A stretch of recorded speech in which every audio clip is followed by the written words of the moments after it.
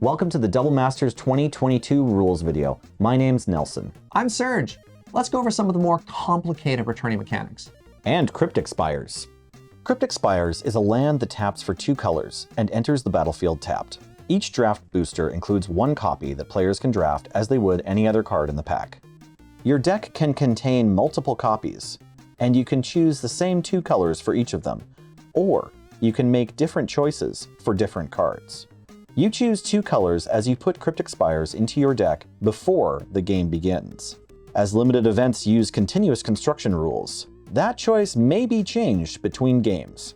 How that choice is conveyed is up to the player as long as 2 requirements are met. Number 1, the choice is clear and unambiguous, so feel free to grab a marker and draw directly on the cards circling your choices. Number 2, the deck remains unmarked.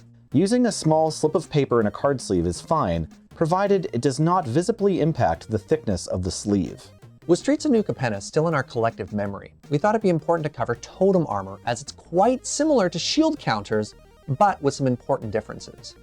Totem armor means if enchanted permanent would be destroyed, instead remove all damage marked on it and destroy this aura. Totem armor's effect is mandatory.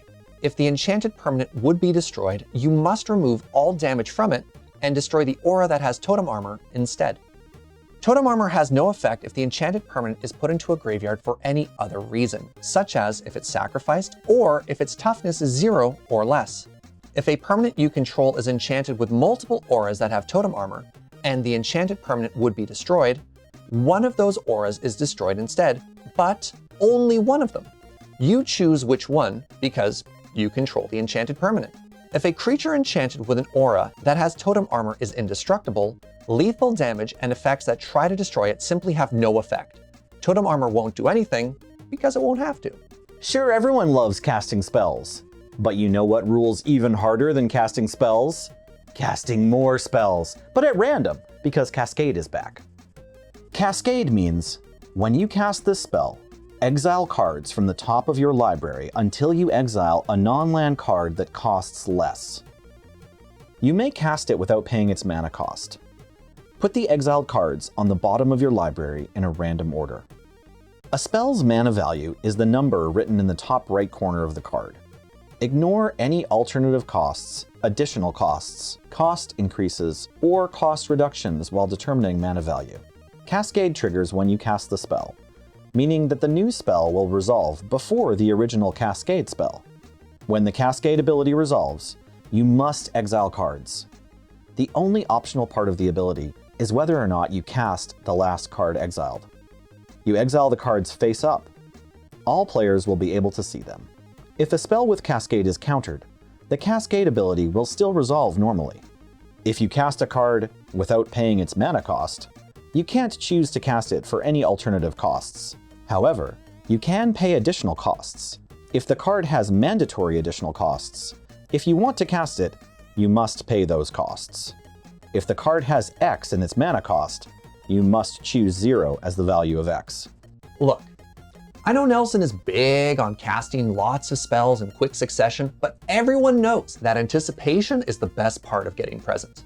If you want to enjoy your spells over multiple turns, Suspend is the mechanic for you. What is wrong with you? To suspend a card, first pay the suspend cost, and then put it into exile with a number of time counters on it as noted on the card. You can only do this at sorcery speed. This action doesn't use the stack and can't be responded to. You don't have to worry about choosing a target at this point. At the beginning of your upkeep, remove a time counter from it.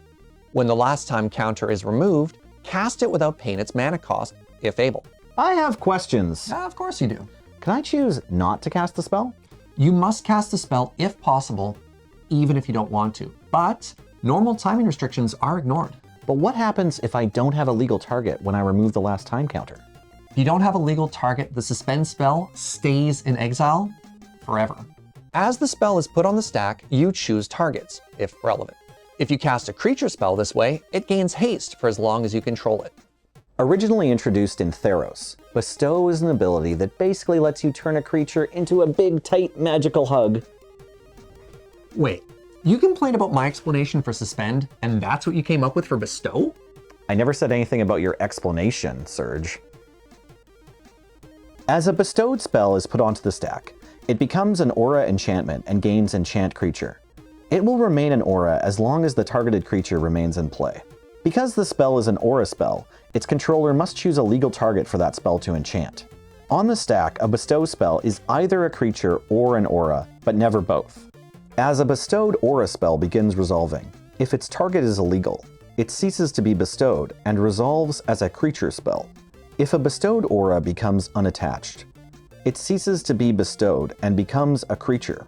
This can happen if the enchanted creature dies, or if it becomes an illegal target. For example, if the creature gains protection from that color. If a permanent with bestow enters the battlefield by any method other than being cast, it will always be an enchantment creature. You can't choose to bestow it and have it become an aura. Auras attached to a creature don't become tapped when the creature becomes tapped. An aura with bestow remains untapped when it becomes unattached and becomes a creature. That's it for the rules. Thanks for watching.